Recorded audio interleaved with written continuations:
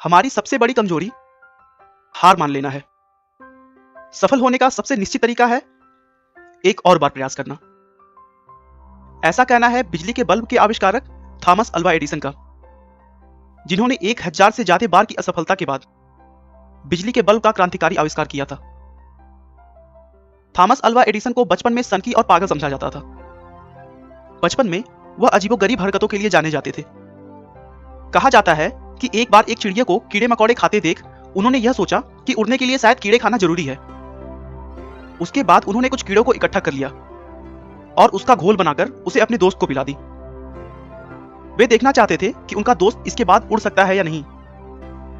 बाद में दोस्त बीमार पड़ गया, जिससे उन्हें बहुत डांट सुननी पड़ी थी। स्कूल के दिनों में एडिसन का दिमाग बहुत ही भ्रमित रहता था।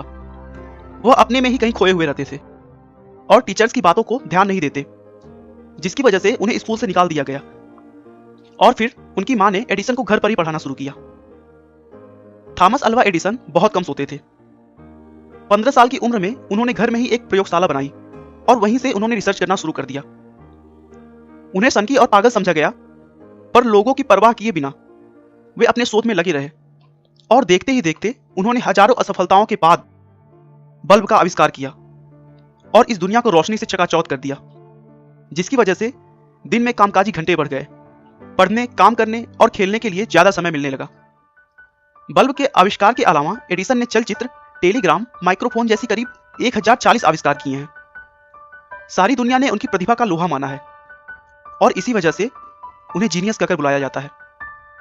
अपनी जबरदस्त कामयाबी के बावजूद एडिसन आम लोगों से जुड़े हुए थे। उन्होंने कभी भी अपने सफलता का घमंड नहीं किया।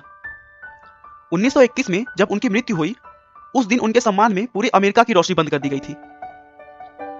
थॉमस एडिसन का कहना था, अपनी जिंदगी में मैंने एक भी दिन काम नहीं किया। यह सब तो मनोरंजन था। आपका बहुमूल्य समय देने के लिए बहुत बहुत धन्यवाद।